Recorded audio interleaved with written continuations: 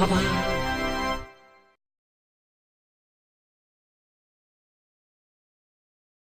tous, je m'appelle Aurélie Gourjon, j'ai 24 ans et je suis actuellement en M2 recherche à l'université Paris 6 au master biologie intégrative et physiologie, parcours neurosciences et spécialité neurosciences cellulaires et OT intégrées.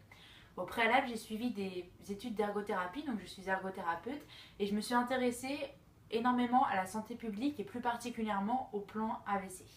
Et moi, je suis Lisiana et je suis à l'UPMC aussi. Je suis au Master Sciences et Technologies, mention biologie moléculaire et cellulaire, spécialité molécules cibles thérapeutiques. C'est un peu lent, mais c'est de la science, c'est compliqué. Nous, aujourd'hui, avec Aurélie, on présente notre projet Pool en idée. Prise de nos expériences très variées, on a décidé avec Lizina de choisir un sujet qui était extrêmement différent de ce que nous on peut faire, elle dans la recherche en biochimie ou moi dans la recherche en neurosciences. Et on s'est dit pourquoi pas étudier le cancer, sachant que c'est la première cause de mortalité due à une maladie en France. De plus, on sait que l'État ou la recherche privée investit énormément d'argent dans les thérapeutiques qui peuvent aider à guérir des cancers, mais très peu dans tout ce qui est dépistage. Tout simplement parce que c'est extrêmement compliqué et que c'est toujours souvent bien plus rentable de vendre des médicaments et on ne pense surtout qu'aux médicaments et très peu au dépistage. Aujourd'hui, le problème dans le monde entier, c'est qu'il n'existe pas de technique de dépistage non invasive pour le cancer. Donc ça veut dire que les gens, ils détectent le cancer quand le cancer est dans une stade avancé.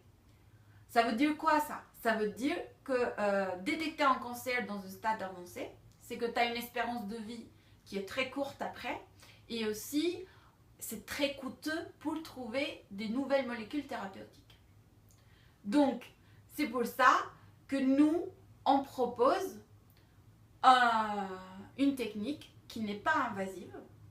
On n'a pas découvert un traitement miracle, mais on va prendre déjà ce qui a été découvert dans la recherche fondamentale, ce qui a été déjà publié, et mettre en vie ces recherches, ces connaissances, pour fabriquer une machine qui va détecter le cancer dans les liquides extracorporels.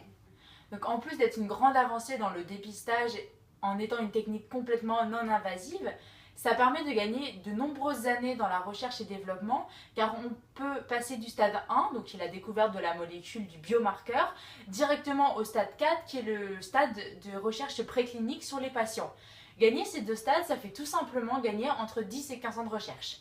Et aussi, ça veut dire 1,2 million d'euros d'économie. On peut utiliser cet argent-là pour faire d'autres innovations, d'autres recherches. Imaginez-vous simplement un jour aller à la pharmacie et acheter un test de dépistage contre le cancer comme actuellement les femmes peuvent aller acheter un test pour savoir si elles sont enceintes, un test de grossesse. Et donc ça, c'est grâce à l'application de la recherche biomédicale en technologie.